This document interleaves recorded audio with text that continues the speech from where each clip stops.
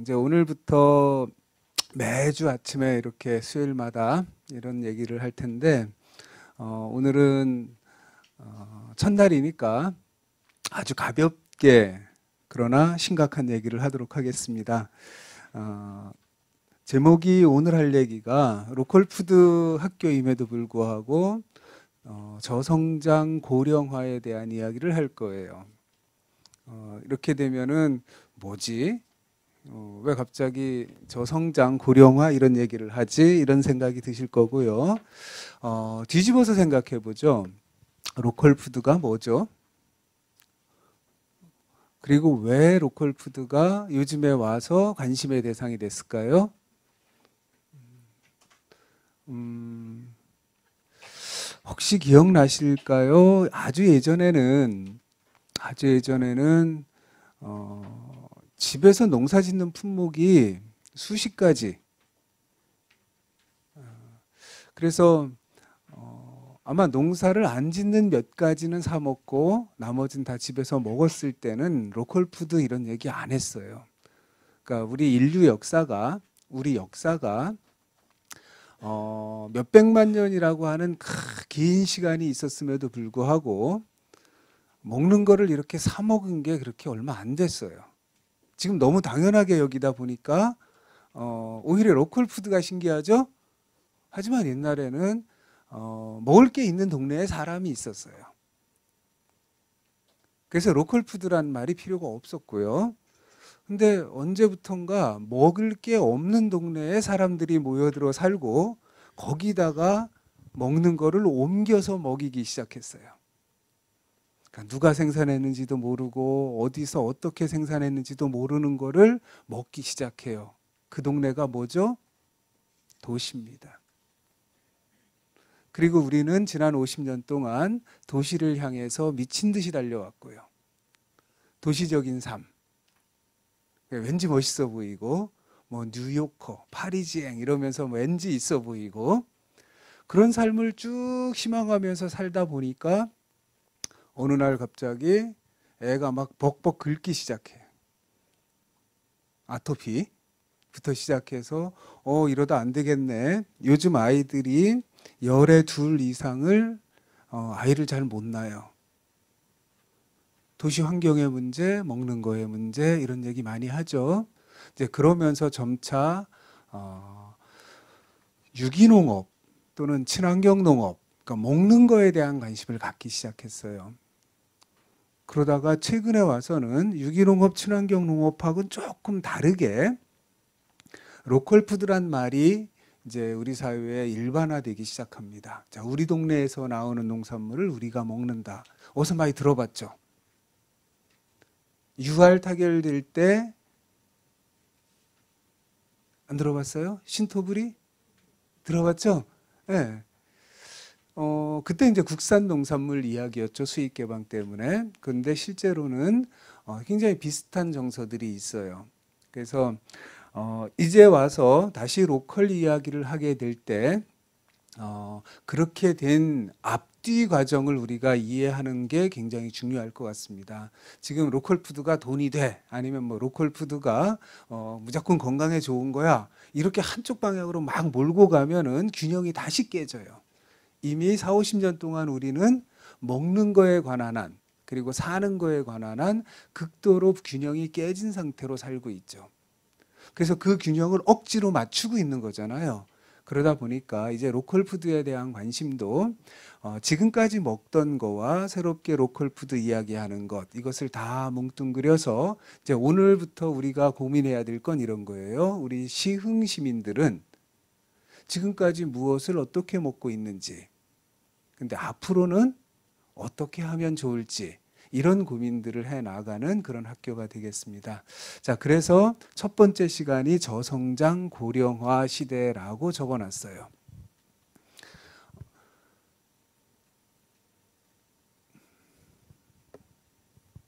사진 잘 보이나요? 이제 어르신들이 은퇴를 하고 다시 직업을 찾아서 채용 게시판 앞을 헤매고 있고요.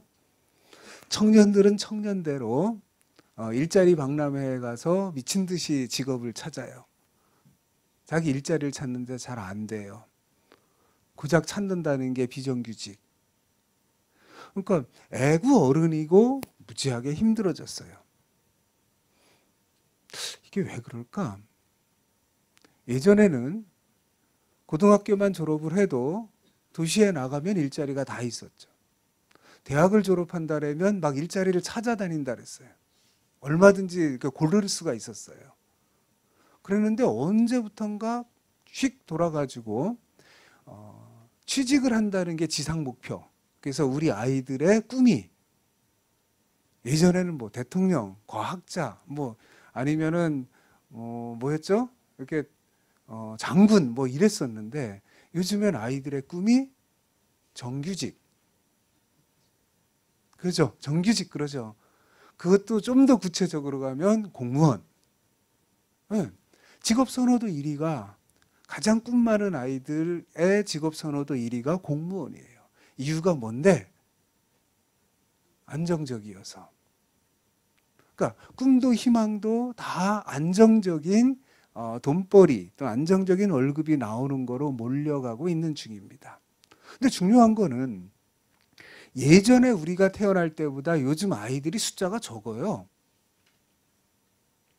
그렇죠? 숫자가 적은데도 일자리가 더 없어요. 이게 무슨 조화인가요?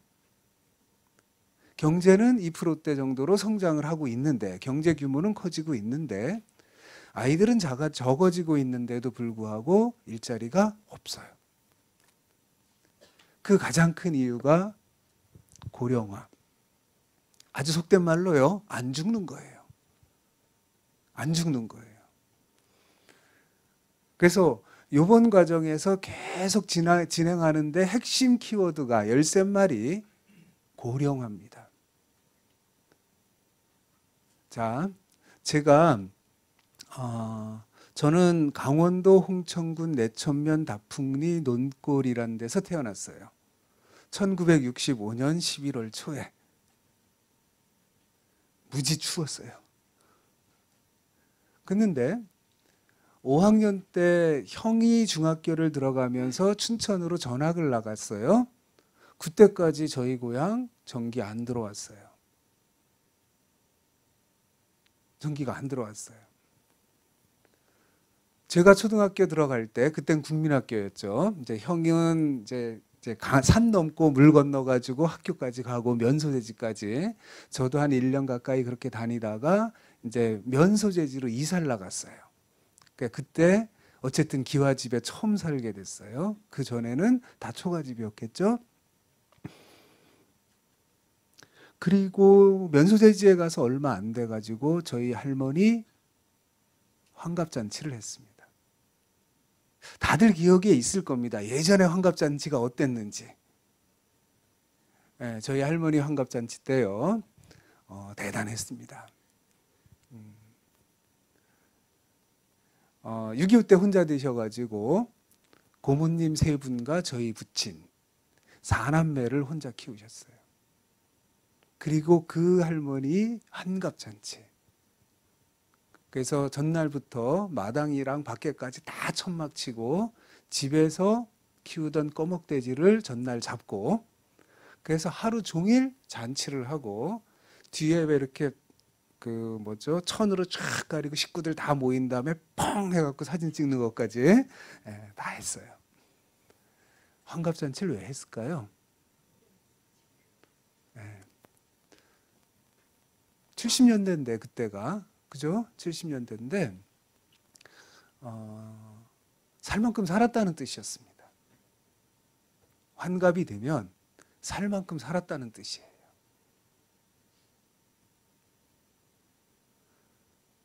갑자가 5번 돈 건가요? 12가 그죠? 네. 돌고 돌아가지고 만 60년을 살았으면 정말 살 만큼 살았다. 이제부터는 덤으로 사는 거다. 그럼 언제까지 더 살 건데? 언제까지 더 살죠? 네. 70을 뭐라고 하나요? 고희라고 하죠. 무슨 뜻이죠? 야, 이게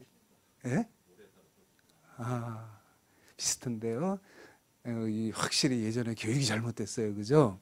70은 고기까지만 시험에 나오고 무슨 뜻인지는 안 해요. 예, 인생 70 고래희라는 말에서 나왔어요. 사람이 산다는 게 70까지 산다는 거는 옛 고자에다가 드물 희자예요. 옛날부터 드물었다. 그래서 고희예요. 그러니까 뭔 얘기냐? 70 전에 거의 다 죽는다. 70을 넘겼다. 3대가 덕을 쌓거나 전생에 나라를 구했거나 뭐 이런 것들이지. 그래서 60 하나가 되어서 환갑잔치를 거하게 하면 이제부터는 언제 죽어도 관계가 없는 거예요. 덤으로 산다고 생각한 거니까. 자, 우리 사회는 지금 70 전에 죽는 거로 설계되어 있어요. 보세요.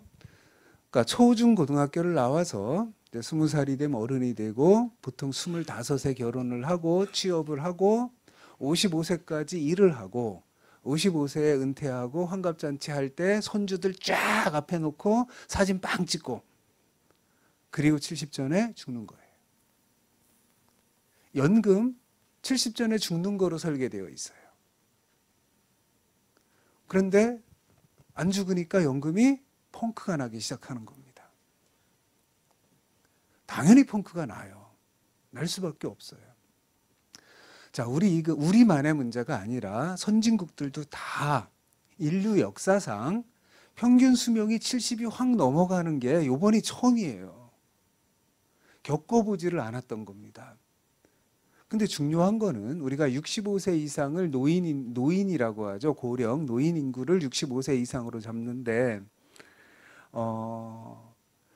65세부터 보통 한 70 정도일 거다라고 생각을 하고 그리고 55세까지 일해서 앞뒤로 아이들 먹여 살리고 어른 공양하고 이런 걸 줄 알았던 거죠. 그래서 일을 55세까지 보통 하고 이제 끝내는 거였어요. 근데 한 세대가 더 늘어나는 거란 말이죠. 실제 90까지는 살아요. 여기서 지금 희망사항 딱 하면 90까지는 살아야지. 요새 90 넘는 부고장 되게 많이 봤잖아요. 당연한 게 됐어요. 이제 칠순잔치 하는 것도 왠지 좀 멋쩍은 듯한 70 진짜 완전히 아직은 한창인 것 그런 시기란 말이죠. 여기 계신 분들 중에서 100살을 넘기실 분들이 분명히 있어요. 근데 이게 지금 오래 산다는 게 분명히 축복이어야 되는데 축복인지 아닌지 헷갈려요. 맞나요? 네. 그러니까 보세요. 70 전에 죽을 줄 알고 쭉 살아왔었는데 안 죽을 것 같아요. 그럼 어떻게 해요?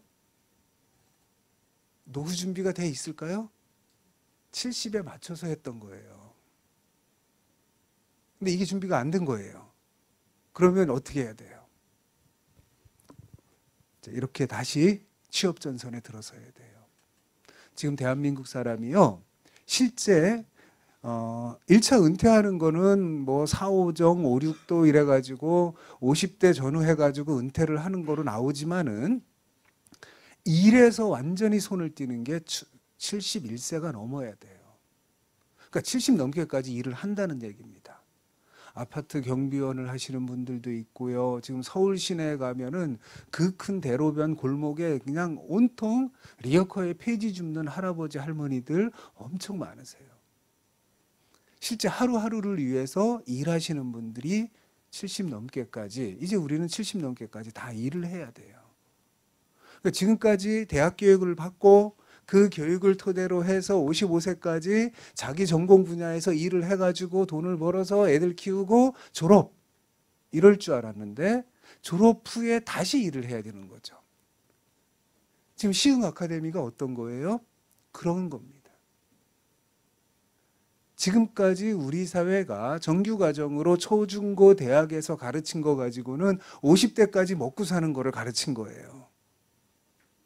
그런데 그럼 그 다음을 어떻게 할 거냐? 그래서 우리보다 먼저 고령화가 진행된 선진국에서는 앙코르 커리어라고 합니다. 바로 여러분들처럼 이런 과정에서 다시 커리어를 만드는 거예요.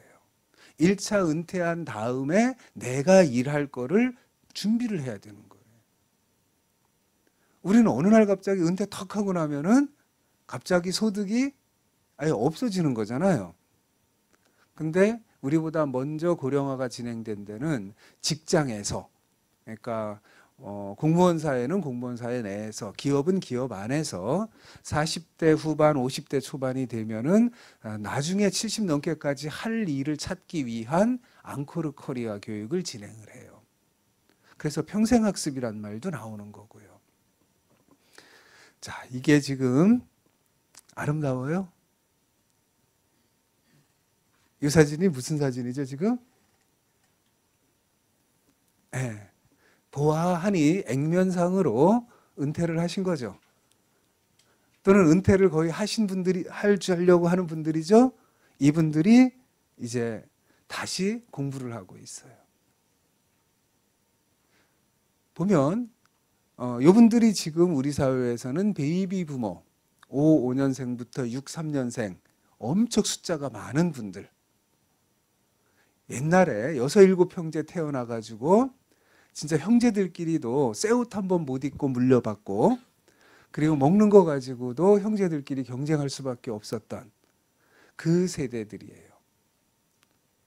그 세대들이 지금 다시 귀농귀촌 교육을 받고 있습니다. 저거 하기 싫어서, 저거 하다가는 굶어 죽을 것 같아서 다들 빠져나갔던 사람들이거든요. 근데 이제는 이거를 해야 이후에 살겠다라는 생각으로 이렇게 가기 시작합니다. 이유는 딱 하나, 고령화. 고령화가 되면 일하는 사람은 적어지고, 그 다음에 일 안 하지만은 살아가야 될 사람들은 많은, 그러니까 일하는 사람이 부양할 사람이 많아지기 때문에 당연히 저성장으로 갑니다. 우리 이미 저성장 간 지 꽤 됐어요.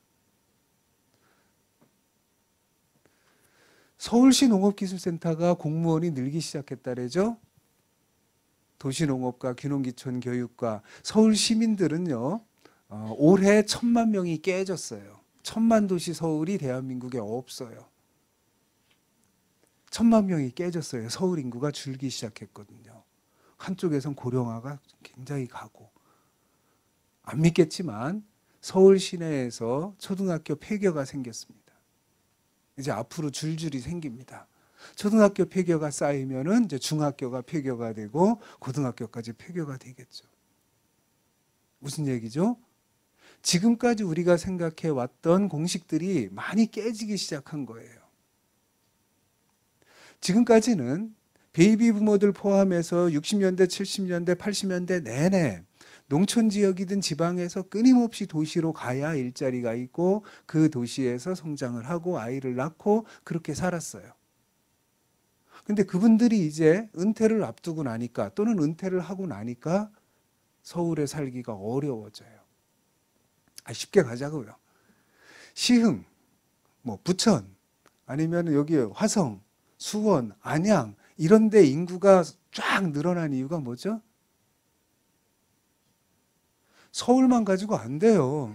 그러니까 서울 외곽에 분당 신도시, 평촌 신도시, 일산 신도시 왜 만들어요? 서울이 다 수용하지 못하는 사람들이 바로 옆에 붙어서 쭉 온 거예요. 그러니까 경기도가 지금 1,300만, 서울이 1,000만, 인구의 절반이 인천까지 하면 딱 여기 살고 있는 거예요. 자, 여기까지 왔는데 이제 대대적으로 이 양반들이 은퇴를 하면서 이제 세상이 휙 바뀌기 시작하는 겁니다. 로컬푸드란 말이 나오기 시작하는 것도 이거와 직접적으로 관련이 있어요. 자, 우선 그럼 앞으로 어떨까?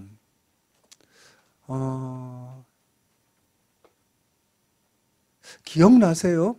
80년대 후반 86 아시안게임, 88 올림픽 이 시기에, 그 시기를 저는 88 올림픽을 지나면서 1년에 월급이 10%씩 올랐던 경우도 있었습니다. 기억나죠? 지금 생각해 보면은 아련하지만 얼마 전 얘기예요. 월급이 10%가 오른다. 실제 우리가 경제 성장률이 두 자릿수인 경우도 있었어요. 그래서 해외에서 원조를 받아가지고 저도 초등학교 1학년 때까지 그 딱딱한 분유 이렇게 뜨거운 물에 한 잔씩 타주는 거, 그다음 밀반대기 빵 일주일에 하나씩 주는 거 먹어봤거든요. 우리 고향 촌이다 보니까. 원조를 받았던 나라가 지금 원조를 하는 지구상의 유일한 나라가 대한민국이에요. 불과 몇십 년 사이에. 전 세계에서 제일 못 사는 나라였는데 지금 원조를 주는 대단한 나라가 되어 있어요. 어떻게? 엄청난 고도 성장을 한 거죠. 어마어마한 고도 성장을. 그 고도 성장 기간에 우리가 굉장히 많은 것을 놓고 갑니다. 대놓고 실제 농업을 포기하고 살았습니다. 먹는 거 싼 거 수입해다 먹으면 돼.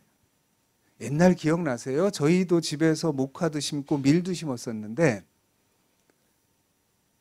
집에서 밀 심어가지고 가루 해가지고 칼국수 만들어 먹을 때 보면 그 칼국수가 하얘요, 시커매요. 요즘 먹는 거는 일단 밀을 포기했어요. 우리 밀 그러니까 이런 거잖아요. 벼농사 져가지고 하다 봄이 되면은 쌀이 떨어지잖아요. 그때 밀볼이 나와서 그 사이가 보릿고개라 그랬잖아요. 그리고 나면 그 다음에 하지 감자 나오고 옥수수 나오고 그래서 이제 연명해갖고 또 가을 쌀까지 넘어갔잖아요. 그러는데 언제부턴가 실제 밀은 포기합니다. 우리 밀 자급률 아시죠? 한 자릿수 중에서도 아예 거의 콩 포기합니다. 콩도 실제 몇몇 가지 빼놓고는 다. 그리고 쌀만 자급을 한 거예요. 그래서 쌀을 자급을 하니까 우리 국민들이 마치 쌀을 자급이 농산물 전체 자급인 것처럼 생각이 되는데 우리 지금 곡물 자급률이 23%대예요. 그리고 쌀은 80년대 초보다 지금 한 3분의 1 정도가 줄었어요, 생산량이. 인구는 훨씬 늘었는데, 한 1000만 늘었는데, 쌀의 생산량은 훨씬 줄었어요. 그런데도 그때는 겨우 자급자족을 하고, 지금은 쌀이 남아돈다고 난리예요. 왜 그럴까요? 그때는 쌀을 한 사람이 1년에 거의 140kg 먹었어요. 거의 뭐 2가마에 가까이 먹은 거예요. 요새는 60kg대 먹습니다. 반토막이 났죠? 그러니까 안 먹어가지고. 그럼 안 먹는다라고 하는 건 쌀을 안 먹으면은 속이 텅 빌 텐데 그럼 뭘로 채웠어요? 네. 쌀의 절반만큼을 밀가루를 먹어요, 지금. 그리고 밀가루보다 더 많은 거를 고기를 먹고 있습니다. 근데 이게 거의 다 수입인 거죠.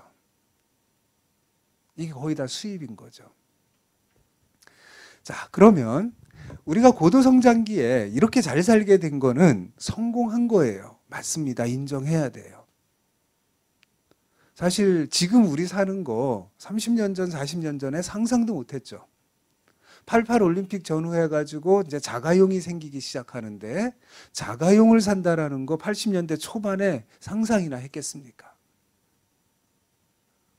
근데 80년대 후반부터 우리 사는 게 완전히 바뀌어요. 자, 우리가 어떤 식으로 살게 되냐? 평촌, 일산, 분당, 신도시가 막 들어가잖아요. 그럼 아파트란 말이죠. 그때쯤 되면은 차를 사기 시작하죠. 그리고 나면 뭐가 생겨요? 이마트, 홈플러스가 생깁니다. 맞벌이 부부에. 자, 본격적으로 80년대 후 90년대 오면 이제 맞벌이를 하죠. 그 다음에 서울 집값이 비싸니까 외곽의 신도시에 들어가요. 자동차를 삽니다.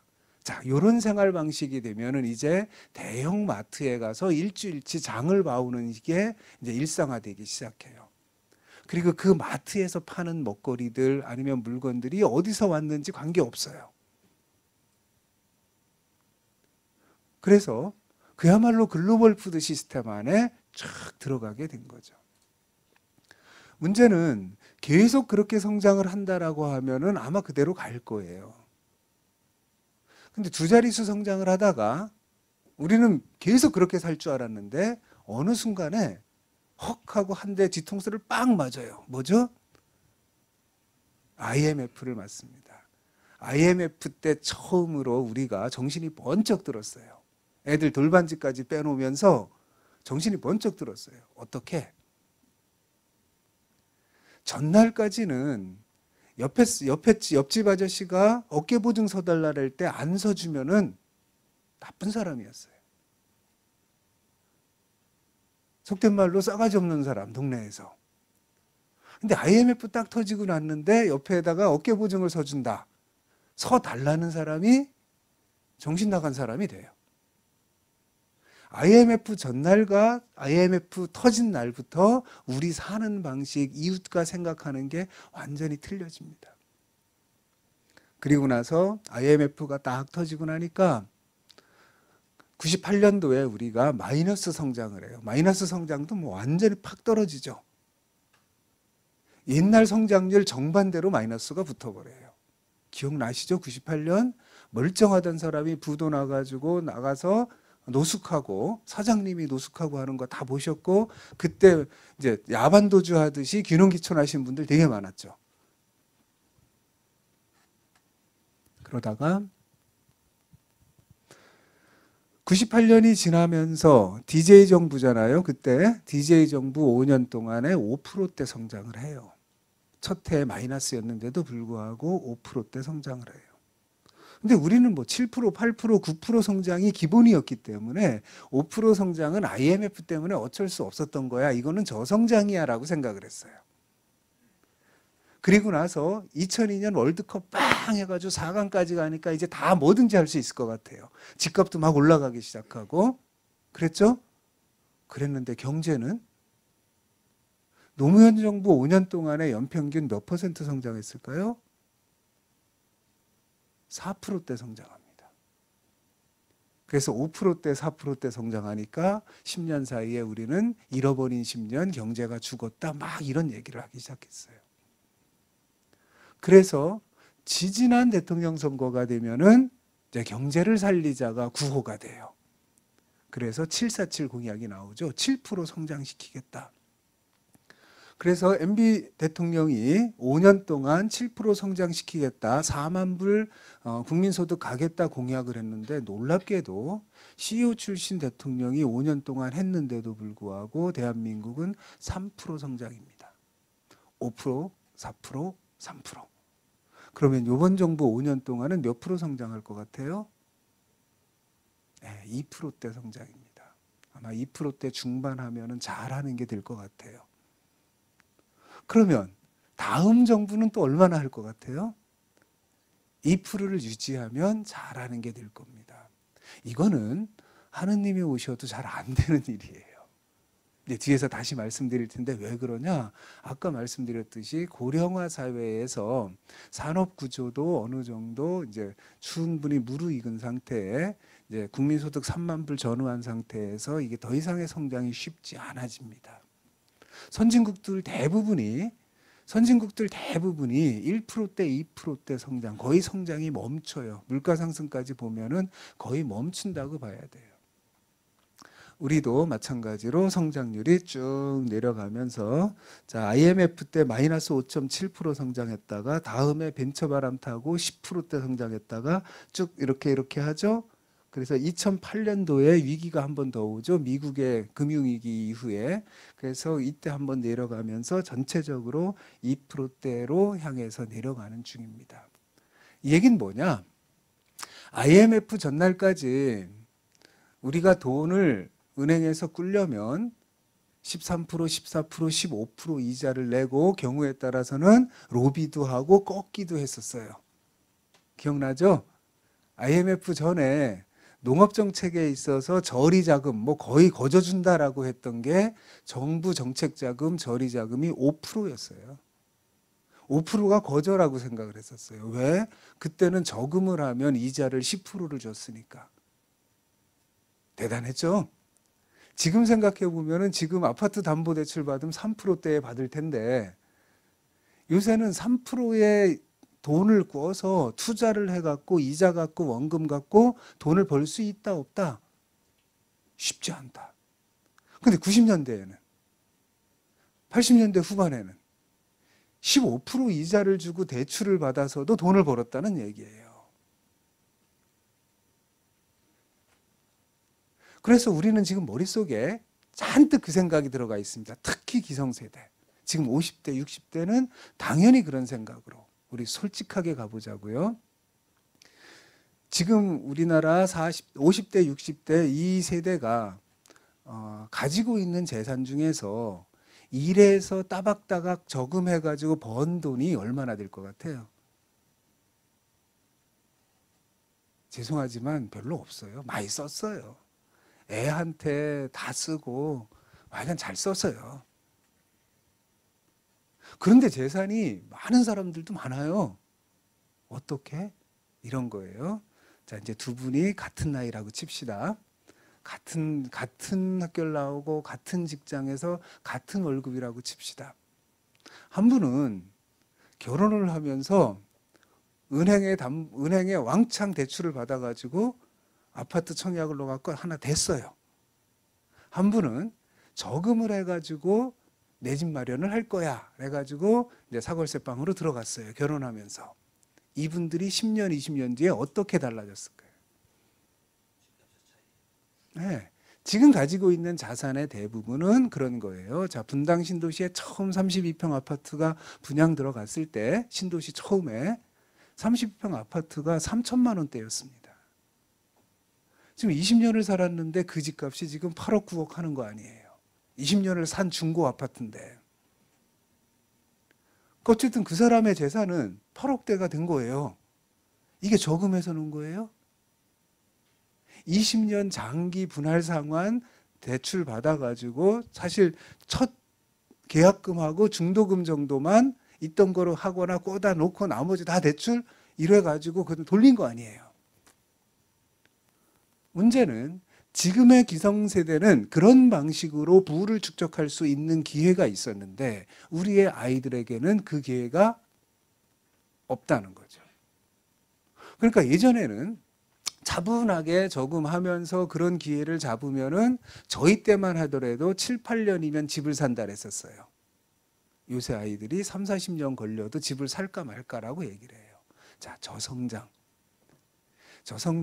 돈을 투자해서 이자를 갚을 만큼 벌 때가 많지 않아진 세상입니다. 그러니까 대출 금리가 3%대까지 떨어지죠. 그래도 안 가져가는 거예요. 그럼 이런 사회에서 지금까지 살아오던 방식대로 살 수가 있을 거냐? 우리가 보통 일본보다 한 25년 정도의 사이클을 맞추면 비슷하다라는데요. 일본이 1990년에 부동산 가격과 주식 가격이 이렇게 해서 갑자기 빡 올라갑니다. 그랬다가 90년에 푹 떨어져요. 그리고 회복을 안 해요. 그래서 잃어버린 10년, 잃어버린 20년 이러고 있는 거예요. 근데 상식적으로 보면은요, 여기서부터 1960년대부터 시작해서 이렇게 가보면은 어쩌면 얘가 비정상일 수도 있어요. 그렇잖아요. 3천만 원대 주고 산 집이 8억이 20년 만에 된다는 게 말이 돼요? 그러니까 사회 전체, 경제 전체가 빠르게 성장하니까 결국은 우리의 부동산을 중심으로 한 부동산의 자산 가치가 확 올라가면서 부자가 된 거예요. 근데 우리 아이들에게는 그 기회가 없는 거예요. 그래서 지금의 5, 60대 기성세대가 아이들에게 부모의 경험으로 이야기를 했다가는 애들이 도저히 받아들일 수가 없습니다. 말이 안 되거든요. 자, 그러면 우리나라가 큰 나라일까요? 작은 나라일까요? 작은 나라라고 배웠죠. 누가 가르쳤어요? 그러니까 이제 재교육이 필요한 거예요. 시흥 아카데미 잘하셨네. 우리가 작은 나라를 했어요. 그러니까 땅덩어리가 작아요. 한반도에서 그것도 반, 6대4로 잘려서 반, 작아요. 전 세계에 한 200개 나라가 있죠. 200개 나라 중에서 인구로 따지면 우리나라가 몇 등 정도 될까요?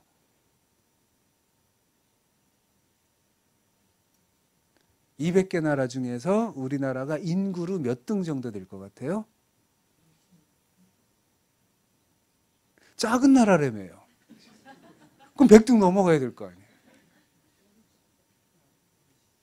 26등이에요.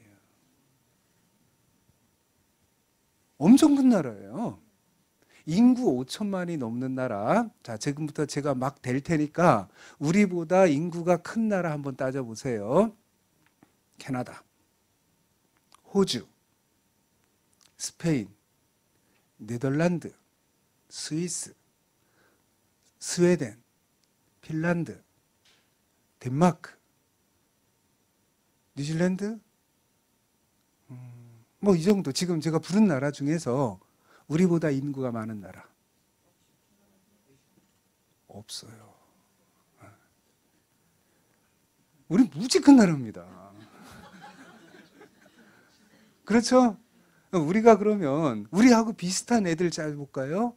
영국, 프랑스, 이탈리아, 얘네가 우리보다 인구가 조금 더 많아요. 그리고 통일이 된 독일, 얘네 인구가 8천만이에요. 통일이 돼서. 우리도 통일되면 거의 그 정도 돼요.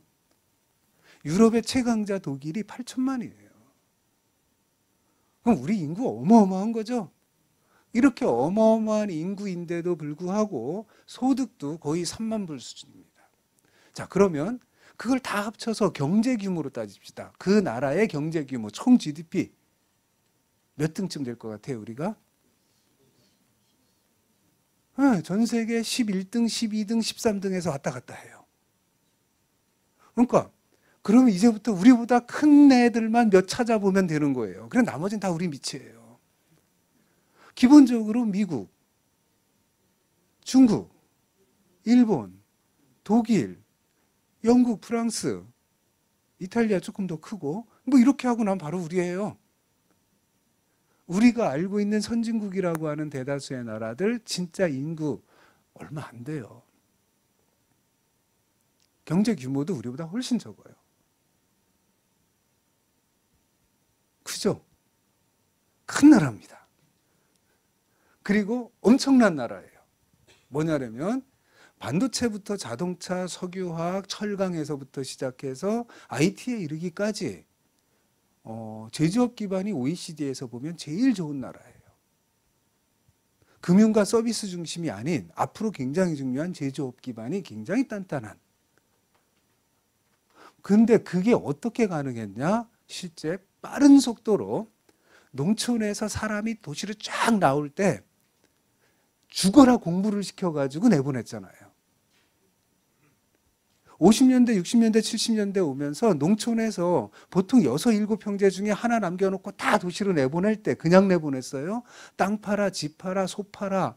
그리고 지금까지 된장 해보내, 쌀 해서 보내, 김치 해서 보내, 지금까지 들기름 짜보내 다 하잖아요. 지금도 끊임없이 도시는 농촌으로부터 공짜로 받고 있는 중이에요. 그리고 그 사람들이 도시에서 지금의 경제를 만든 겁니다. 그 대신 그 많은 사람들을 먹여 살리기 힘드니까 정책적으로 수입을 해서 싼 거로다가 먹으면서 그러니까 싼 건 사다 먹고 우리 건 비싸게 팔고 이래서 이렇게 부자가 됐어요. 지금까지 성공한 전략입니다. 우리가 고도 성장을 할 때니까. 근데 우리가 지금 저성장에 들어가는 거예요. 그럼 지금까지 이 성공한 방정식, 농업을 포기하고 먹거리를 계속 싸게 사다 먹고 이 방식이 가능할 거냐? 이게 잘 안 될 가능성이 많아요. 특히 우리가 경제 규모가 10위권에 가까워졌는데 무역 규모로 따지면 7위 정도가 돼요. 전 세계 무역 1조 달러를 하는 어마어마하게 무역에 의존하는, 해외에 의존하는 경제를 갖고 있어요. 세계 경기가 좋을 때는 이것이 힘이 되는데 지금 미국도 비실비실, 중국도 많이 떨어졌단 말이죠. 유럽도 마찬가지고. 그러니까 세계 경제가 죽어가고 있으니까 오히려 우리가 해외에 의존하고 있는 경제 구조가 충격을 더 많이 받는 거예요. 그래서 선진국 다른 나라보다 저성장이라든지 이런 충격들이 더 세지기 시작한 거예요. 그러면서 거기에 딱 맞물리는 게 58개띠. 네. 대한민국의 중심 58개띠가 이제 싸그리 은퇴하는 시기입니다. 이 사람들이 뭐 해요, 앞으로? 90살, 100살까지 살 텐데 지금도 뭐 쌩쌩한데 직장에서는 은퇴를 해요. 그 고민이 지금 딱 시흥시장님의 고민이고 우리 사회의 고민이고 시흥시의 고민이고요. 그게 지금 로컬푸드를 우리가 공부하는 이유 중에 하나입니다. 지금까지 성공한 방정식, 싼 거 사다 먹고 우리가 잘하는 걸 확 밀고 가야 된다. 이거는 우리 경제가 막 올라갈 때 얘기예요. 근데 이제 그 주력이 은퇴를 하는 세상에서 계속 그 방식으로 살 수 있을 거냐? 1. 집값이 계속 안 오른다. 오히려 수도권 중심으로 중대형 아파트부터 58개띠들이 빠져나가면서 집값은 많이 떨어졌어요. 요즘에 이렇게 한다래도 일시적일 겁니다. 장기적인 추세로는 수도권에서 집값이 올라가기가 쉽지 않아요. 그럼 이제 어떻게 살 거냐? 이제 이런 얘기를 해야 되는 거죠. 문제는 58개띠 진짜 돈 잘 썼습니다. 6, 7명이 술을 딱 먹어요. 그러면 계산대 앞에 몇 명이 가서 쌈박질을 해요. 하나, 이제 구두끈매는 하나 빼놓거나 화장실 가 있는 하나 빼놓고 나머지는 멱살 잡고 있어요. 서로 내겠다고. 나 무시하는 거야. 그러니까 속된 말로 가오에 살고 가오에 죽었던 양반들. 이 양반들 은퇴와 더불어 지금 친구 만나기가 무서워요. 후배 만나는 건 더 무섭고. 이제 58개띠한테 이번에 면죄부를 줍니다. 김영란법. 더치페이. 네. 이제 좀 숨통이 트일 거예요. 실제 사람 만나는 게 무서울 정도가 돼요. 그렇게 썼던 습관이 있는데 그렇게 했다가는 한 달 굶어야 되는데. 그럼 무슨 얘기냐? 지금 58개띠 앞뒤로 55년생부터 63년생이 1차 베이비 부모인데 이 양반들이 은퇴를 쭉 한다는 건 뭐냐? 앞으로 세금이 안 거친다는 얘기예요. 숫자 많았던 사람들이 세금 내던 사람들이 쭉쭉 빠져나가는 거잖아요. 오히려 복지의 대상으로 바뀌는 거잖아요. 연금을 받는 사람으로 바뀌는 거죠. 그럼 이거를 누가 메워야 돼요? 지금의 30대, 40대가 메워야 되는 거잖아요. 이쪽이 숫자가 적을 뿐만 아니라 벌이도 신통치 않아요. 세금이 잘 거친다? 안 거치겠죠. 그래서 지방자치단체들, 정부도 마찬가지고 지방정부도 마찬가지고 세금이 안 거치기 시작하는 거예요. 요새 뭐 누리과정이다 해서 애들을 놓고 중앙정부하고 지방정부하고 한판 붙었잖아요. 서로 애들에게 들어가는 돈 안 내겠다고. 못 내겠다고. 이게 뭐 하는 짓인지 몰라요. 그죠? 근데 엄연한 현실, 누구의 잘못도 아니지만 일단 우리 경제가 저성장으로 간다는 건 세금이 안 거친다는 거죠. 그러니까 예전처럼 행정이, 정부가 예전처럼 펑펑 이렇게 하듯이 이게 잘 안 돼요. 그럼 우리 사회 전반이 지금까지 살아오던 방식을 바꿔야 하는 시기가 되어가고 있는 겁니다. 그래서 이제 이번 강좌 내내 가져가야 될 주제인데 미리 말씀드리고 갈게요. 앞으로 세상을 살아가는 방법. 전문 용어입니다. 되게 어려운 말이에요. 빠떼루 자세. 들어보셨어요? 네, 빠떼루 자세. 네. 뭔가 좀 잘못했어요. 심판이 넌 그냥 엎드려 있어. 상대방이 뒤집으면 점수가 나는 거잖아요. 레슬링 하면서. 그때 완전히 납작 엎드려 갖고 땅바닥에 딱 붙어 있어서 안 뒤집어져야지 이게 되는 거잖아요. 실제 지금 58개띠의 삶의 방식이 앞이 잘 안 보여요. 무엇을 해야 될지 명확하지가 않고 자신이 없어졌어요. 가지고 있는 건 얼마 안 돼요. 생각보다 얼마 안 돼요. 달랑 집 한 채인데 전세든 내 집이든 집값 비싼 동네는 전세고 좀 싼 데는 내 집이고 이런 거예요. 갖고 있는 게 거기서 거기예요. 그게 전부고 이제 연금도 반토막이 날지 모르겠는데 어쨌든 연금은 줄어들 것 같은데 연금에 의존하고 그 집 하나를 가지고 90까지 살 준비를 해야 되는 거죠. 그러니 별 수 없죠. 빠떼루 자세. 그러니까 58개띠한테는 너무도 안 어울리는 빠떼루 자세와 가늘고 길게 살기를 연습해야 되는 겁니다. 가늘고 길게 살기로 들어간다라고 하는 게 지금까지 많이 벌어서 써 이런 거에서 이제는 많이 벌지 못하기 때문에 잘 쓰는 방식으로 바뀌기 시작하는 겁니다. 잘 쓰기. 정부가 빚이 점점 많아질 수밖에 없어요. 선진국은 심각합니다. 빚이. 그러니까 정부가 빚이 는다라고 하는 거는 결국 국민이 세금으로 갚아야 된다는 얘기가 돼요. 정부의 빚은 세금으로 갚는 거죠. 근데 이 빚이 줄어들지를 않고 선진국이 계속 늘어나요. 지난번에 그리스 보셨죠? 그리스 뭐예요? 네, 정부의 빚이 자기 GDP의 거의 그만큼의 빚을 정부가 갖고 있어요. 미국이라고 안 그럴 것 같아요? 미국, 독일, 영국, 프랑스도 다 제일 심각한 친구들은 일본. 자기들 GDP 대비 250% 정도의 빚을 갖고 있는 게 일본이에요. 자, 그러면 결국은 정부가 나서서 예전처럼 막 이렇게 하는 것도 쉽지 않아진다는 얘기입니다.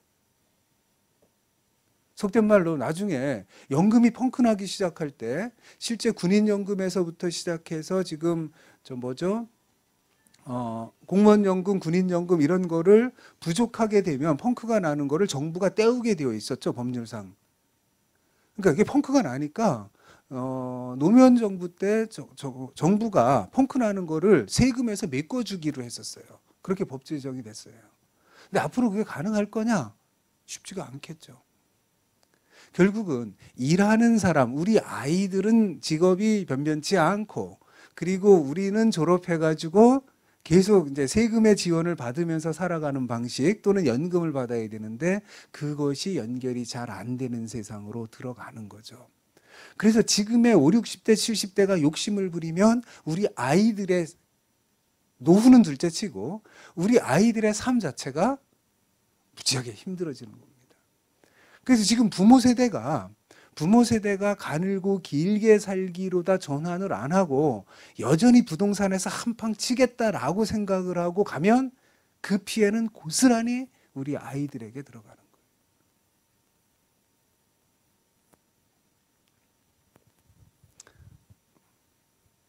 거예요. 이제 부채 관련된 거예요. 빚. 국가의 빚. 이제 국가의 빚은 크게 세 가지의 가계 부채, 정부 부채, 기업 부채 이렇게 들어가요. 다 합쳐서 국가의 총 부채라고 합니다. 일본, 아일랜드, 영국, 포르투갈, 스페인, 미국, 프랑스 뭐죠? 다 선진국들이죠. 우리 지금 가계 부채가 1200조 넘어가고 심각한 수준까지 왔죠. 그러니까 정부도 빚, 가계도 빚, 기업도 경기가 안 좋고 그럼 전체적으로 경기가 저성장해서 서로가 힘든 구조를 가고 있는 거고 이게 쉽게 벗어나지지가 않는 단계에 들어와 있어요. 그래서 지금의 성장률을 유지하는 것이 굉장히 잘 버티는 거다라는 세상으로 바뀌는 겁니다. 자, 오늘 제가 좀 살벌하게 얘기하고 있나요? 근데 냉정해져야 됩니다. 우리가 처해진 현실, 앞으로 닥칠 미래가 호락호락하지 않다. 우리 80년대, 90년대 초반처럼 막 이렇게 올라가는 이런 단계가 아니다. 그리고 앞으로 이 한 세대가 90살까지 살아서 한 바퀴 돌아서 균형이 잡힐 때까지는 앞으로 한 20, 30년 동안은 계속 이 흐름이 유지될 수밖에 없습니다. 미국도 부채가 심각하고요. 자, 그러면 여기서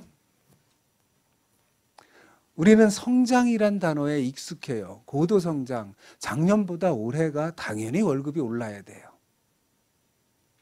맞아요? 올해보다 내년이 월급이 올라야 돼요. 맞아요?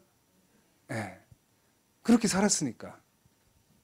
그러면 그 옛날 선덕여왕 시절, 태조 왕건의 시절, 아니면 이성계의 시절, 영정조의 시절까지 우리가 지금까지 쭉 살아온 모습은 어땠을까요?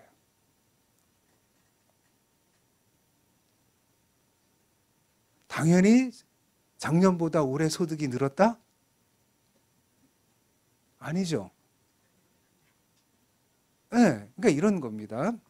미실 드라마를 찍든 아니면은 사도세자 드라마를 찍든 지금 방송국의 드라마의 세트장은 몽땅 민속촌에서 찍은 끝이에요.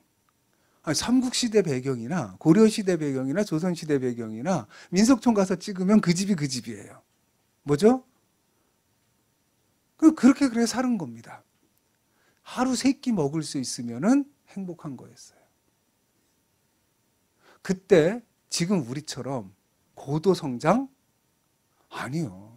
하늘에서 가뭄이 아니고 홍수가 안 나게만 해주면은, 그래서 임금님이 맨날 하늘에다 대고 비 오게 해주십시오, 비 그치게 해주십시오 이러고 있었던 거 아니에요. 그렇게 살았는데 이 자연에 의존해서 살았던 우리가, 이것이 자연을 우리가 보통 요즘에 와서는 지배한다는 얘기를 했어요. 자연의 흐름을 반대로 돌리기 시작하면서부터 우리는 고도 성장을 한 거예요. 이게 뭐냐? 산업혁명입니다. 이제 나중에 이제 다음 시간에 계속 할 텐데요. 소, 말, 사람이 농사지면서 사는 게 전부였었는데 어느 날 갑자기 땅속에서 시커먼 걸 꺼내갖고 불을 확 질러가지고 물을 끓여요. 그래서 일단 쇳덩어리가 막 돌아가기 시작해요. 이걸 기계라고 해요. 우리가 70년대에 대대적으로 농촌에서 도시로 다 나올 수 있었던 게 왜 그래요? 이항기하고 경운기가 탈탈탈탈하면서 동네를 돌아다니기 시작하니까 사람이 농사 짓다가는 몽땅 굶어 죽게 생겼어요. 옛날에 10명이 하던 거를 한 집이 농사를 져도 문제가 없어진 겁니다. 그러니까 1000만 농민 이랬었는데 지금은 300만이 안 돼요. 그래고도 뭐 남는다 이런 소리를 한 거죠. 자, 보시다시피 쭉 이게 기원전 1000년, 예수님 태어나기 1000년 전부터 시작해서 사람이 산다라고 하는 게 되게 비슷했습니다. 그러니까 우리 60년대 초반까지도, 초중반까지도 실제 사는 게 그랬잖아요. 그죠? 그냥 그랬어요. 뭐 딱 깨놓고 저 선덕여왕 시대나 60년대 초중반까지 우리 사는 거나 뭐 크게 다르지 않았었어요. 그랬다가 어느 순간에 팡 치고 올라갑니다. 어느 순간부터 막 1년에 소득이 10% 이상씩 올라가고 막 고속도로가 뚫리고 집이 바뀌고 막 이러는 게 보면은 결국은 제가 아까 말씀드렸죠. 전기 없던 동네에서 태어났어요. 제가 이제 겨우 우리 나이로 52인데 앞으로 살 날이 더 많은데, 근데 제 기억 속에 전기 없는 동네에서 10년 이상 사는 기억이 있어요. 그만큼 대한민국은 빠르게 성장을 한 겁니다. 전 세계에서 이런 나라가 거의 없어요. 이렇게 빨리 간 나라가. 그래서 우리는 우리가 정상이라고 생각하지만 전 세계 200개 나라를 놓고 보면은 우리가 비정상인 거예요. 이제 안 믿으니까 하나만 합시다. 자, 휴대폰을 새 거 사는 게 비싸요? 헌 거 사는 거 비싸요? 중고폰이 비싸요? 새 것이 비싸요? 강사가 바보죠. 이런 걸 물어보고 있으니. 그러면 집이 새 집이 비싸요? 헌 집이 비싸요?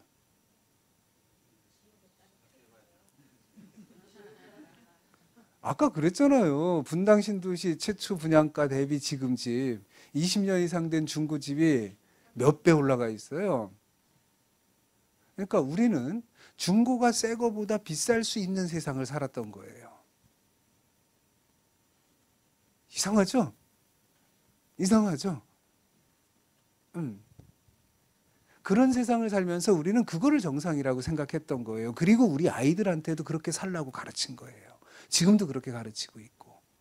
근데 그게 고도성장기, 아주 일시적인 고도성장기의 이야기인데 여러분이 상식적으로 생각해도 이렇게 해서 빡 올라간 다음에 이게 계속 하늘까지 올라갈 수 있을까요? 아까 일본 그래프 보셨잖아요. 일본 그래프가 이렇게 올라가다가 푹 꺼진 거예요. 어쩌면 이게 지금 꺼져 있는 게 정상일 가능성이 높죠. 자, 문제는 이런 겁니다. 지금 지구상에 사람 수가 몇이나 될 것 같아요?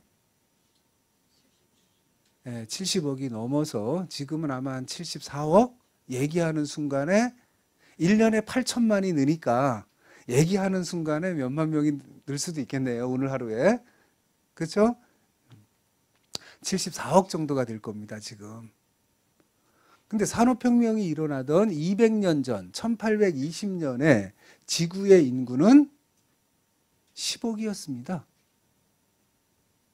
1900년에 15억이었고요. 1960년에 지금 1960년 이전에 태어나신 분들 있잖아요. 1960년에 세계 인구가 30억밖에 안 됐어요. 그럼 지금 몇 년 지난 거예요? 50여 년 사이에 30억이 뭐예요? 지금 44억이 더 늘은 거예요. 2050년이 되면 90억이 넘어요. 자, 인구가 진짜 미친 듯이 늘어나고 있습니다. 그러면 이렇게 인구가 늘어나면 먹는 걸 어떻게 할까? 지구상의 70억 중에서 실제 완전히 굶고 있는 사람이, 그러니까 이 못 먹어서 죽느냐 사느냐 하는 사람이 거의 10억이 돼요. 절대 기아 쪽으로 가 있는 사람들. 그러니까 1820년 지구 전체의 인구만큼이 지금 지구상에서 잘 못 먹어요. 하루 세 끼를 다 못 먹어서 영양실조 상태를 걱정해야 되는 사람까지 합치면은 거의 30억 가까이가 그래요. 그러고 보면 우리는 지금 비만을 걱정하는 사람들이잖아요. 선진국의 10억은 비만을 걱정하고 있지만 지구상의 70억 중에서 30억 가까이는 먹는 거를 걱정하고 있어요. 어쨌든 이렇게 70억, 앞으로 90억, 100억까지 올라가는 이 인구가 먹는 문제가 앞으로 먹는 문제만이 아니라 이제 에너지 문제, 그러니까 석유 문제부터 시작해서 물까지 굉장히 심각한 상황으로 가요. 이게 지구의 인구입니다. 보세요. 이게 언제야? 기원전 1000년. 그러니까 예수님 태어나기 1000년 전부터 시작해서 지구상의 인구는 이렇게 갔다가 산업혁명 시기부터 시작해서 빡 올라간 건데 이게 어디까지 갈 거냐? 언제까지 바벨탑을 쌓을 수 있을 거냐?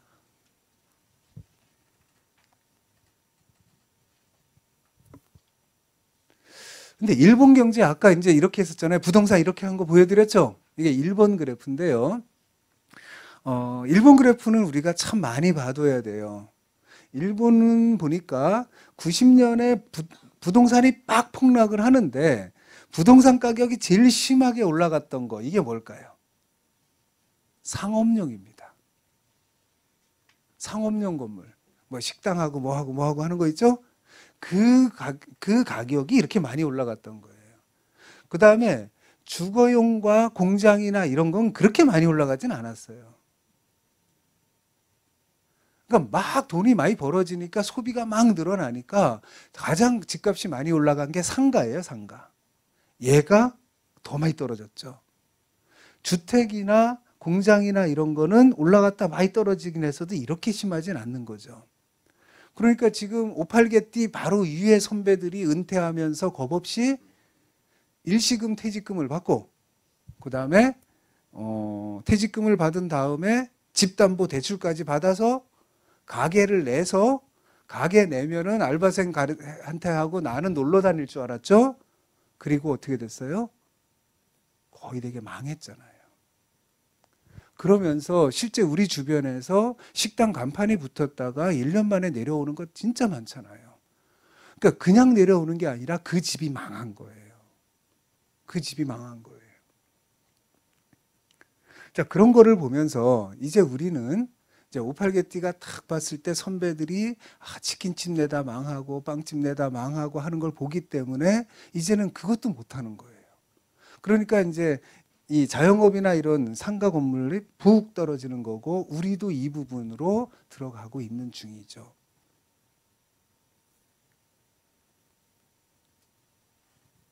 네. 미국은 안 그럴 것 같아요. 미국은 이민자들도 많고 해갖고 계속 인구가 늘고 하는 나라인데도 불구하고 미국도 지금 베이비 부모 은퇴가 이제 이미 은퇴 쫙 들어가 있고요. 그래서 미국도 인구 이동이 막 일어납니다. 전통적인 도시 지역에서 점차 외곽으로 많이 빠져나가요. 일본은 더 심각합니다. 일본은 외곽으로 좀 빠지는 듯 하다가 요즘은 일자리가 없고 하니까 종경 1극으로 요번에 이제 일본 정부의 지방 소멸이란 책이 일본 정부의 보고서, 인구 보고서가 나와서 국내에도 소개가 됐고요. 그랬는데 거기에 보면은 일본도 완전히 심각한 이제 참 비참한 얘기인데요. 농촌 인구가 고령화가 되잖아요. 고령화가 제일 빨리 되는 게 농촌이에요. 왜 그랬을까요? 자식들을 다 내보내고 어른들이 남았으니까 고령화가 제일 빨랐을 거 아니에요. 그러니까 농촌의 어른들이 이제 나오지도 못하고 계시니까 일본 정부, 지방 정부가 젊은 사람들을 붙였어요. 복지로. 그러니까 정부가 실제 복지 비용으로 젊은 사람들이 이제 농촌의 어르신들을 이제 모실 수 있게. 그러면 이제 젊은 사람이 농촌으로 지역으로 내려갔던 거 아니에요. 문제는 이 어르신들이 다 돌아가시는 거예요. 그럼 이 젊은 사람은 직업이 없어지는 거죠. 다 빠져나오는 거예요. 그러니까 두 배로 빠르게 이제 소멸이 되는 거죠, 지역이. 그러면서 빠져나오는 사람들이 지금 동경 중심으로 쫙 들어와요. 전 세계에서 가장 큰 도시가 동경인데요. 동경 인구가 3,500만이 넘어요. 어마어마하죠. 그러니까 얘네가 이제 얘네 사는 거를 보면 얘네 지금 목표는 현 청소재지, 우리로 따지면 도청소재지에서 인구가 줄지 않게 사수하자, 뭐 이러는 겁니다. 근데 우리는 조금 달라요. 우리는 아직 거기까지 안 가면서 오히려 이제 뒤에서 보겠지만 수도권의 인구가 줄기 시작합니다. 그리고 특광역시의 인구가 줄기 시작해요. 전체 인구는 아직 안 주는데, 그럼 뭐냐면 지금 은퇴한 사람들이 지역의 중소도시로 내려앉고 있는 거예요. 그러니까 수도권에서도 경기도는 인구가 계속 늘어요. 서울시 인구가 빠르게 줄고 인천시 인구가 서 있습니다. 근데 서울시 인구 주는 게 경기도 인구 느는 것보다 많아요. 그래서 수도권 전체 인구는 줄기 시작했어요. 안 믿겨지죠? 그러면 서울시 인구가 줄 때 어떻게 주냐? 1차적으로는 시흥으로 많이 와요. 화성으로 많이 와요. 근데 아예 건너뛰어가지고 강원도로 가고 충북, 충남으로 가고 이러죠. 그럼 시흥시가 지금 인구가 쫙 늘고 있는데 여기는 언제쯤부터 줄기 시작할까요? 머지 않았어요. 안양은 줄기 시작했잖아요. 먼저 만들어진 신도시 쪽은 줄기 시작해요. 그러니까 지금 시흥은 막 성장하는 도시입니다. 인구가 확 늘고 아파트 들어오고 그래서 앞으로 한 10여 년 정도 쭉 늘어나는 지역인데 그 다음 관리를 어떻게 할 거냐가 무지하게 중요해요. 근데 시흥이 다른 지역보다 굉장히 다른 게 도심과 농촌과 갯벌과 이런 이 호접벌 전체가 그러니까 자연과 사람과 공장과 이게 굉장히 균형 있게 일정 정도 자족할 수 있는 형태의 도시예요. 지금까지는 굉장히 촌스러운 동네입니다. 시청도 눈 가운데 하나 틱 들어와 있고 아파트는 저쪽 저 가에 붙어 있고 시흥시 가운데 이렇게 보고 있으면 가운데 산 논바닥 막 있잖아요. 이게 지금까지는 되게 촌스러운 도시예요. 그런데 앞으로 미래에는 가장 안정된 도시가 될 가능성이 많아요. 그래서 다른 어느 지역보다도 이 시흥 같은 경우는 갯벌에서부터 논밭에 이르기까지 산까지 시민의 삶과 결합된 이 지역에서 로컬 푸드라는 이야기가 강조되어야 되는 이유 중에 하나가 앞으로의 삶의 방식이 그냥 도시의 아파트 속에서의 삶 이것만 가지고는 안 돼요. 그러니까 시멘트 위에서의 삶으로 노후를 끝내지기는 되게 어려워진다라는 거죠.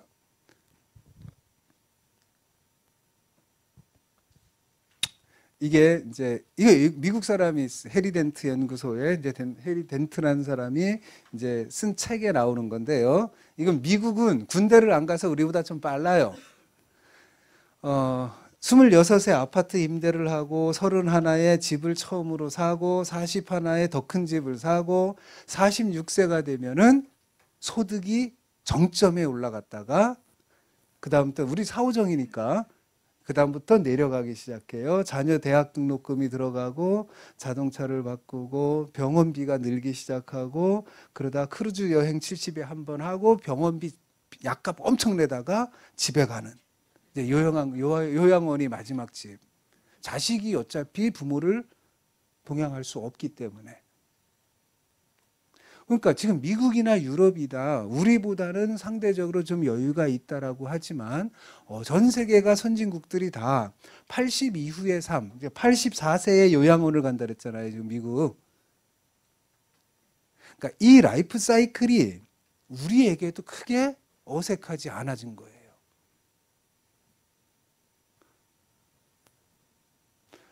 실제 46세 때 소비 지출도 제일 많다라고 얘기를 해요. 그렇죠. 애들이 한창 클 때고 많이 먹을 때고 애들 데리고 여행도 하고 막 그 부모도 기운이 있을 때고. 그래서 46세가 넘어가면서부터는 점차 이제 소득도 소비도 줄기 시작하는 거예요. 그럼 지금 우리는 어때요? 비슷하죠? 우리는 2018년에 소비 정점, 2018년에 인구 절벽, 일하는 사람이 줄기 시작하는 게 2018년입니다. 내후년이면은 대한민국에서 일하는 사람이 줄기 시작해요. 일하는 사람이 줄기 시작한다는 거는 그나마 지금 저성장에서 경기의 위축 가능성이 더 높아지는 거죠. 한쪽에서는 산업의 고도화가 계속 일어나요. 그래서 자율주행 자동차가 나와요. 자율주행 자동차가 나오면은 당장 전국의 택시기사가 한 27, 8만 명 될 거예요. 자율주행 자동차가 나오는 순간에 지금 택시기사들은 직업을 잃는 거예요. 산업이 고도화되면 다 같이 잘 살 것 같은데 그게 아니라 거기에 딸려 있었던 직업을 갖고 있는 사람들이 다 일자리를 잃어버리면은 그럼 이 고도화된 데서 벌어가지고 자율주행 자동차 생산하는 데서 벌어서 그 돈으로 택시기사 28만 명한테 월급 줄 거예요? 줄 리가 없죠. 그러니까 한쪽으로는 끊임없이 고도화되지만 한쪽에선 끊임없이 힘들어지는 이 두 가지가 그렇다고 해서 전 세계가 경쟁하고 있는데 무조건 그거는 하지 마 할 수 없는 거란 말이죠. 그래서 예전엔 중앙정부의 역할이 제일 중요했는데 앞으로는 지방정부에서의 그 개개인을 끌어안을 수 있는 정책이 굉장히 중요해지는 거죠. 한국이 2018년이 지나면서부터는 소비가 줄기 시작하고요. 이 대한민국이 앞으로 2050년 여기 계신 분들 다 살아 계실 거예요. 2050년에 지금보다 소비가 거의 절반 가까이 간다래요. 이거는 이제 해리덴트 연구소가 예측한 자료들이에요. 너무 비관적이지 않나? 우리는 아니야, 다를 수 있어. 이러고 싶은데 잘 모르겠어요. 진짜 그럴지는. 분명한 거는 일하는 사람이 줄어들고 노인 인구가 늘고 이렇게 되면서 점차 경제가 지금 생각하는 것보다 더 어려워질 수도 있다.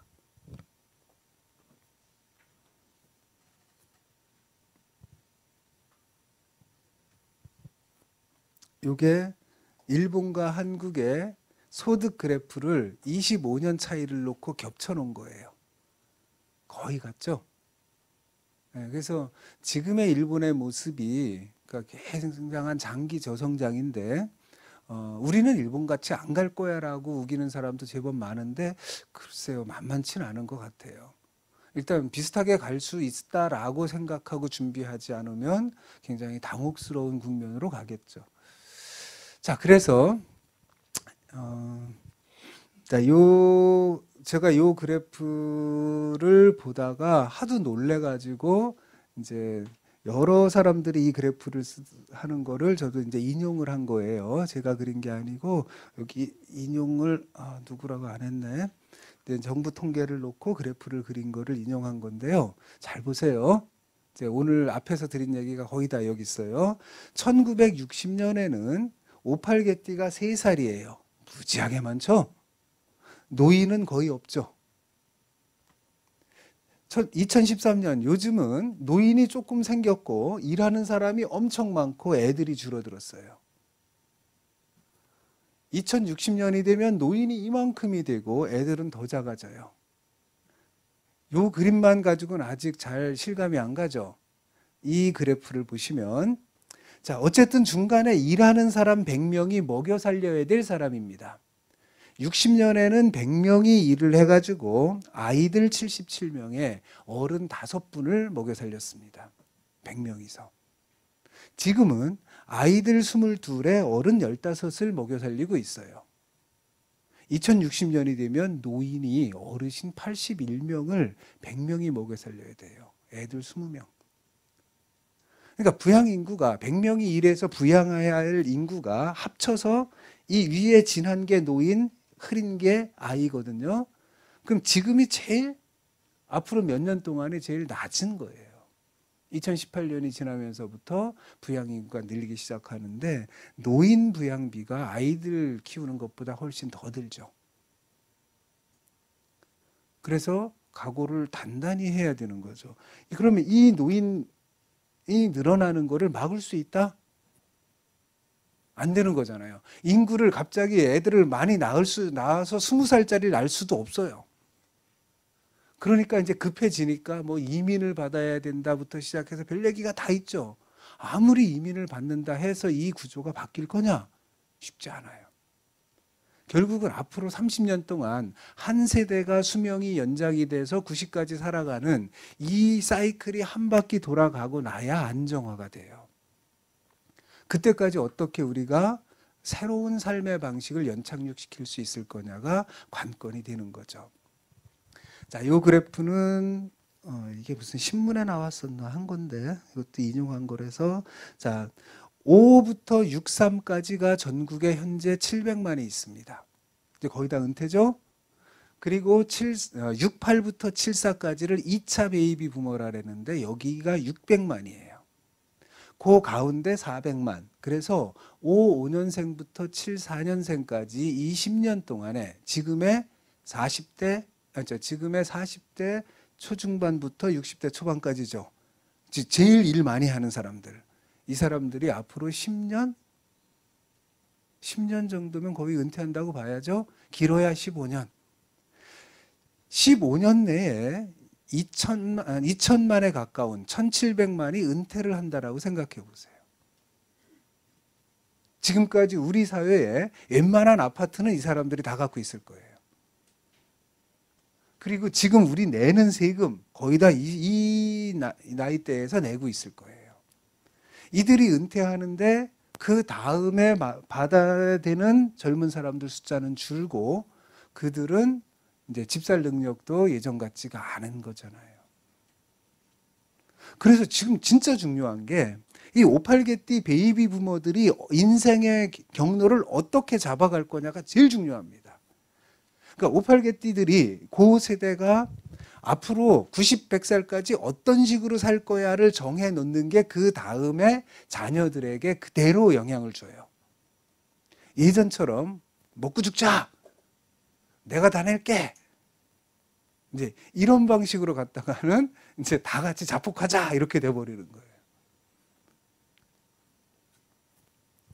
지금까지 결국은 58개띠 베이비 부머 이 세대가 완전 투자자. 그러니까 집값이 이렇게 오른 이유가 뭐예요? 아파트 청약 하나 하면 100대 1, 200대 1 이게 누가 그렇게 가서 달라붙었던 거예요. 그러니까 속된 말로 쪽수가 많았던 세대. 근데 소득이 1년에 10%씩 막 늘어나고 이거 뭐 돈을 땡겨와도 이게 전혀 껐다가 없어. 그러니까 부동산 불패 신화에 사로잡힌 사람들 이게 베이비 부머 세대예요. 지금 기성세대죠. 그러니까 누구나 믿는 겁니다. 집값은 절대 안 떨어진다. 땅값은 절대 안 떨어진다. 돈을 땡겨서라도 사놓으면은 이제 따따블 장사가 된다. 그렇게 성공했잖아요. 그렇게 투자를 했던 겁니다. 그래서 실제 알고 보면은 현금 갖고 있는 게 별로 없고요. 노후 대책으로 금융자산으로 갖고 있는 게 별로 없어요. 지금 은퇴하는 사람들의 우리나라 사람들 가구의 자산의 거의 90% 정도가 부동산이에요. 여러분들도 마찬가지일걸요. 재산이라고 하는 게 거의 대부분 집이나 땅이나 여기에 걸려 있지 현금으로 아니면 뭐 주식으로 이렇게 갖고 있는 분 많지 않을 거예요. 왜? 우리 사회에서는 부동산이 가장 안정적이고 수익률이 제일 높다라고 생각했었으니까. 근데 이 양반들이 이제 빠져나가야 돼요. 자, 우리나라 사람들이요. 가구당 자산이 평균 얼마나 될 것 같아요? 집집마다 총 재산이 얼마나 될 것 같아요? 평균 3억 정도 돼요. 평균이 3억이란 얘기는 3억 안 되는 사람이 무지하게 더 많다는 얘기죠. 많은 사람은 훨씬 더 많은 게 평균이 됐기 때문에 3억 안 되는 사람이 더 많다는 얘기예요. 자, 그러면 이제 계산을 합시다. 3억이라고 합시다. 3억을 들고 은퇴를 하는 거예요. 가진 거는 3억과 연금입니다. 연금은 무지하게 불안해지기 시작했어요. 문제는 이 베이비 부모 이 사람들은 5.1형제가 지금 있고 애는 1.9명밖에 안 낳는데 이 1.9명 애들이 아직 시집장가를 다 안 갔어요. 그렇죠? 베이비 부모는 25에 결혼했습니다. 오팔개띠들 25에 결혼했어요. 남자 26, 여자 24세 결혼했습니다. 평균. 실제로 그 시절에. 근데 그 자녀들은 지금 요즘 아이들은 남자 32, 여자 30에 결혼하는데 점점 늦어져요. 그러니까 부모보다 6년 이상 늦게 결혼을 하기 시작한 거예요. 그러니까 지금 베이비 부모가 은퇴를 하는데 애가 시집장가를 다 안 갔고 경우에 따라서는 취직도 안 돼 있어요. 그래서 이제 은퇴를 하면서 3억을 들고 일단 연금으로 다 놓죠. 예전처럼 일시 퇴직금 받아갖고 확 지르는 거는 포기했으니까 빠떼로. 그리고 나서 3억을 이제 탁 머리를 써야 돼요. 일단 5천만 원을 딱 떼어요. 눈 딱 감고. 애들 도시에서 대학 다니거나 직장 다니는데 어쨌든 집 보증금 정도로 다 애들한테 둘인데 애들한테 던져놓는 거 5천 끝. 이제 끝이야. 대학 교육 시켰고 지금 뭐 직장 다니면서도 붙어 있는데 이제 끝. 알아서 살아. 이제 진짜 돌볼 수 없어요. 그 대신 나 요양원 가고 하는 거 니네가 안 살펴도 돼. 이제 이런 거예요. 살벌하죠? 5천 아이들한테 떼어놓습니다. 2억 5천 남았죠? 우리나라에서 제일 살기 좋은 동네. 강원도 홍천군. 네, 강원도 홍천군 그 홍천 강변에 아이파크 24평 아파트 얼마 할까요?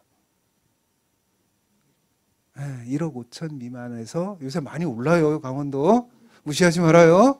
네, 1억 5천 이내에서 20평대 초반의 아파트를 사요. 나중에 그래도 자식들이 오면은 잘방 정도는 하나 있어야 되니까 그 1억 5천 이내로 집을 사요. 내 여기서 죽는다.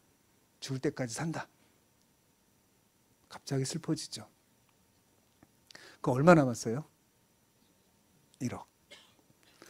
1억을 가지고 5천만 원을 뜯겨가지고 집에서 최대한 가까운데 텃밭을 300평 이상을 사요. 그러니까 이 도시, 그 읍내 가까운 데는 비싸니까 뒤로 나갈 텐데 어쨌든 300평 이상의 텃밭을 사요. 왜 300평이에요?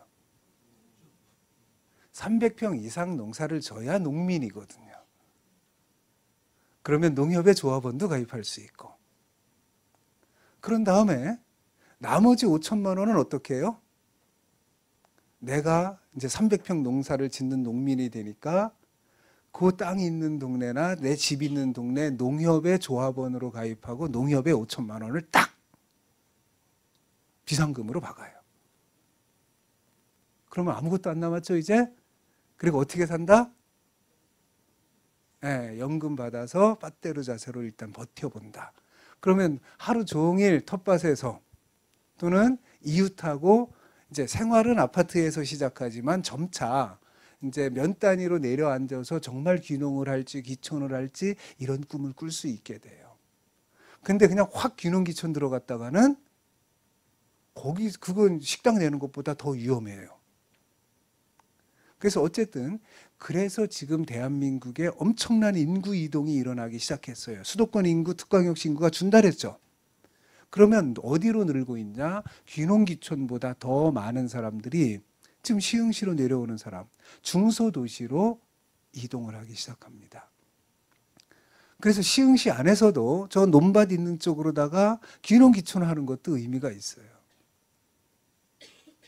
근데 너무 비싸죠, 여기는. 그러면 이제 더 내려가는 겁니다.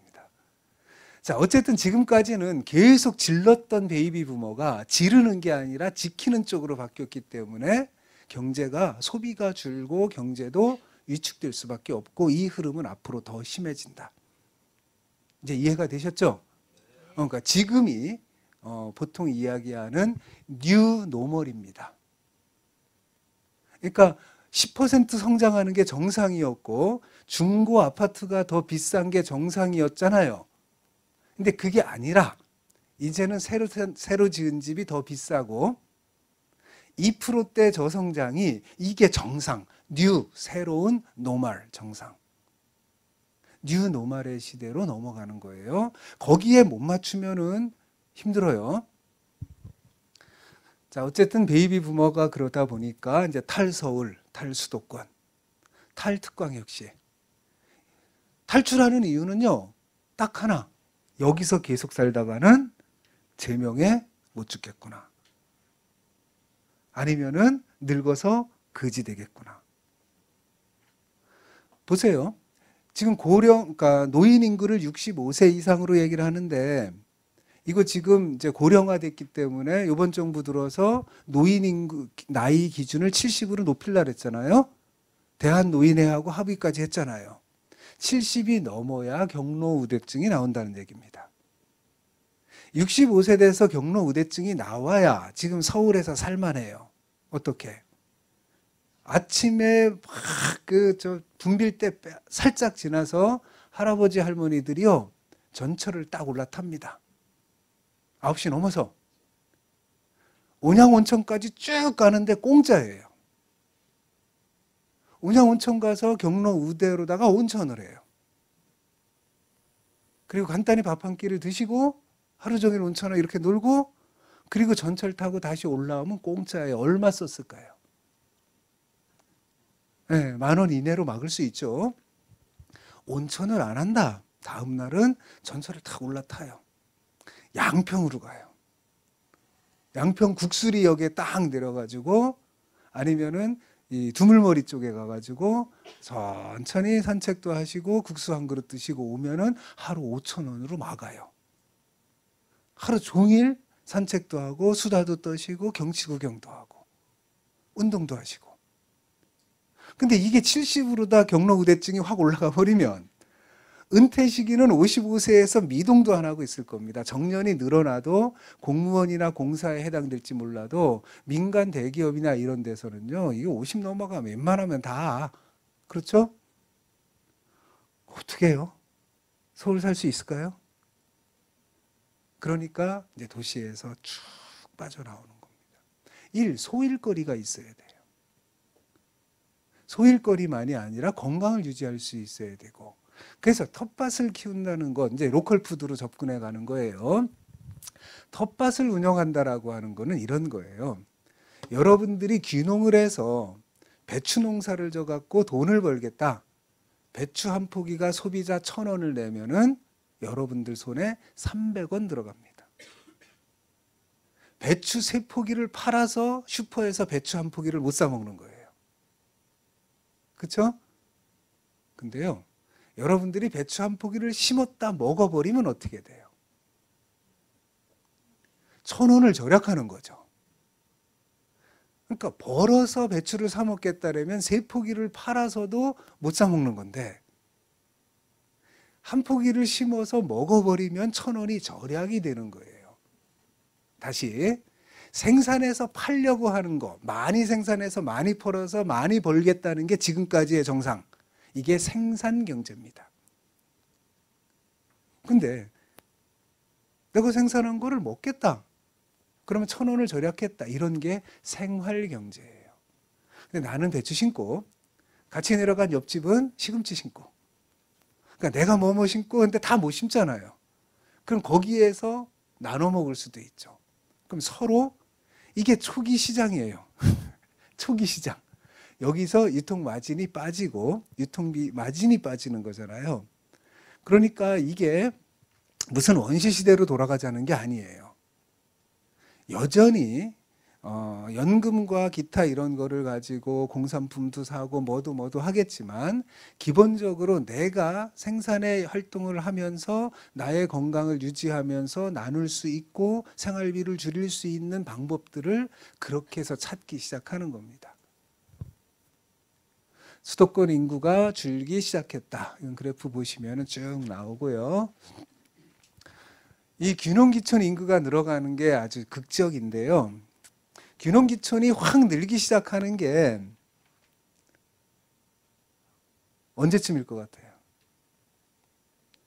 58개띠가 옷 벗기 시작하는 시기입니다.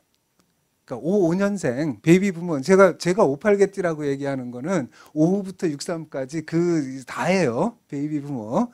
예. 이 양반들이 이제 옷 벗고 졸업하는 시기부터 귀농귀촌도 늘어요. 근데 중요한 거, 귀농귀촌이 그럼 은퇴자만 하냐? 아니요.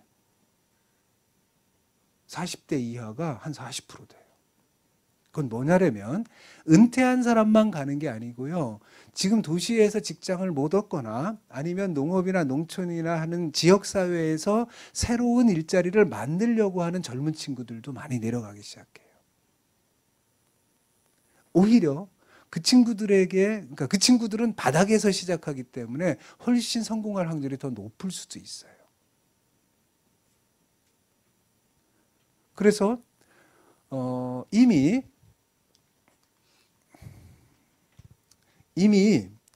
도시와 농촌의 인구 이동해서, 자, 읍과 면을 농촌이라고 해요. 읍면, 되게 군단위 지역이겠죠. 그러면 이 농촌으로 새로 이사 들어가는 사람이 많을까요? 농촌에서 빠져나오는 사람이 많을까요? 네, 최근 7, 8년 사이에 농촌으로 들어가는 사람이 더 많습니다. 놀라지 마세요. 20대를 빼놓고 전 연령층이 다 들어가는 사람이 많아요.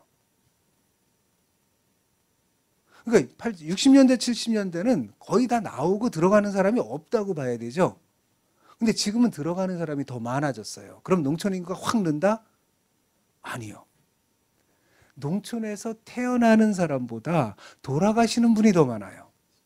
워낙 고령화 사회니까. 그러니까 농촌 인구는 아직 확 비약적으로 늘진 않아요. 늘고는 있는데 확 늘지는 않아요. 근데 이 속도에 이게 지금 가속도가 붙으면서 농촌 인구도 상당히 늘어납니다. 자, 지금 현재 농촌 인구가 우리 국민의 18.5%입니다. 뭔 얘기냐면 농촌의 소비자가 18.5%가 있는 거예요. 우리 국민들이 먹는 거의 18.5%가 농촌에서 소비가 되고 있는 거예요. 근데 사람들이 쭉 늘어서 20%, 25%까지 내려간다.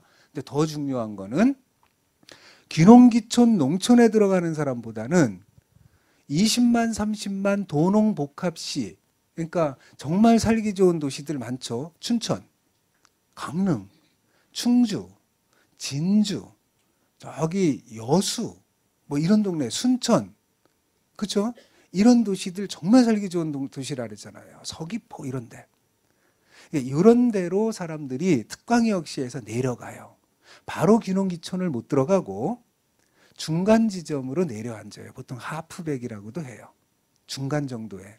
도시적으로 아파트에 들어가 살지만 집은 아파트 생활을 하지만은 삶의 방식은 농촌 방식으로 바꿔나가기 시작하는, 이게 지금 은퇴하는 사람들의 프로그램들이고 젊은 친구들은 그냥 훅 들어가기도 하고요. 중소도시에 가서 지역 활동에서 새로운 일자리를 만들기도 해요. 그러니까 시흥에서도 월곶이나 이쪽에서 청년들이 뭔가 새로운 일자리를 스스로 만들려고 요새는 재래시장 안으로 젊은 친구들이 들어가죠. 그 시장을 활성화하는 기능을 하죠. 마을 안에서의 사업도 하죠. 그러니까 청년과 기존의 은퇴자들이 같이 일을 할 수 있는 것들이 필요해지기 시작해요. 그래서 이러는 과정에서 가장 주목받는 것 중에 하나가 푸드, 먹는 겁니다. 집은 무지하게 중요하고요. 집, 먹는 거, 그리고 병원, 이게 굉장히 중요한 요소가 되겠죠. 그래서 작년 연말에 시장님께서요, 국실장님들 다 와놓고 시장님이 처음으로 강의를 하셨어요. 발표를 하셨어요. 모르셨죠? 작년 아마 12월일 거예요. 이게 시장님이 이 간부 공무원들을 대상으로 직접 발표를 하신 내용이에요. 자, 그러면 시흥 시민들의 꿈이 뭐냐? 시흥 시민들이 나이가 40, 50, 60 이렇게 되면서 그럼 시흥 시민들은 어떤 꿈을 꿀까? 시흥의 청년들은 어떤 꿈을 꿀까? 아마 시흥에서도 은퇴하면은 귀농귀촌을 하고 싶은 분이 많을 거예요. 아니면 지역의 중소도시로 내려앉아서 살고 싶은 분들이 많을 거예요. 근데 용기가 안 나죠. 여기 거를 다 처분하고 내려가야 되죠. 용기가 잘 안 나죠. 그래서 시흥시장님은 무슨 생각을 하시냐면 지역의 중소도시 지자체나 농촌지자체장하고 협약을 맺으려래요. 그 여기 거를 다 처분하고 가버리면 시흥 입장에선 손해예요. 엄청난 손해입니다. 그러니까 여기는 여기대로 두고 그러면서도 지역으로 가서 살 수 있는 방법은 없을까? 왔다 갔다 하는 방법은 없을까? 이런 고민을 하기 시작하는 겁니다. 그럼 여기에 집을 둬. 그러면 그렇게 집을 두고 간 사람들끼리 협동조합을 만들든 아니면 시에서 그 부분을 관리하는 조직을 만들든 그래서 그거를 가지고 시흥의 젊은 청년들의 주거 문제에 임대를 하는 방식으로 공유하듯이 만들어. 그럼 한 달에 얼마씩 나올 거 아니에요? 그거를 가지고 지역에 내려가면 지역 지자체에서 다시 주택이나 아니면 일자리나 이런 거를 같이 하는 거죠. 지금까지는 오로지 나 혼자 내가 벌어서 내가 판단해서 내가 투자하고 내가 사는 거였는데 불안하기 그지없죠. 그래서 이제는 다른 지자체하고 협력을 해서 지방정부가 중개자, 보증인 이런 역할을 하면서 시흥 시민들이 60, 70, 80이 살아가는 그때 돈을 많이 벌어서가 아니라 삶의 질을 유지할 수 있는 그러한 방식으로 다시 서울에서 인천에서 시흥으로 오고자 하는 사람들도 같은 방식으로 도시지자체들과 연계해서 이런 프로그램을 만들 수는 없을까? 그래서 지금 현재 이제 진행되고 이제 시범 사업 형태로 이제 준비하고 있는 게 시흥시 농촌 이주 희망 플랫폼 이런 거를 시작을 해요. 지금 이제 연구 작업들이 진행되고 있어요. 어떤 방식으로 정책이 만들어지면은 시흥 시민들이 아주 안심하고 노후에 지역으로 가고 오고 자녀들 이런 것들을 하나로 묶어서 고민할 수 있게 할까 이런 정책들을 고민하는 겁니다.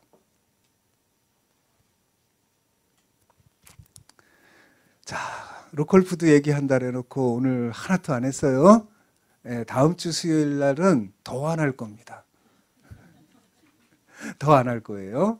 근데 중요한 건 그냥 로컬푸드를 공부해서 로컬푸드에서 무언가를 해야지 해가지고는 답이 안 나옵니다. 로컬푸드 전후 좌우 이 전체를 쭉 보신 다음에 그 안에서 나의 역할, 우리의 역할을 찾아 나가는 적어도 시흥의 아카데미는 같이, 그러니까 더불어서 같이 가는 생각들, 나 혼자만이 아니라 더불어 같이 가고자 하는 그림을 그리려고 하는 겁니다. 자, 오늘 첫 강의라서 조금 무례한 얘기도 있었지만 어쨌든 여러분들이 그런 인식을 공유하고 앞으로 이제 8번 남았는데요. 그 과정에서 방법들을 같이 찾아가 보도록 그렇게 하겠습니다. 첫 강의 고생 많으셨습니다.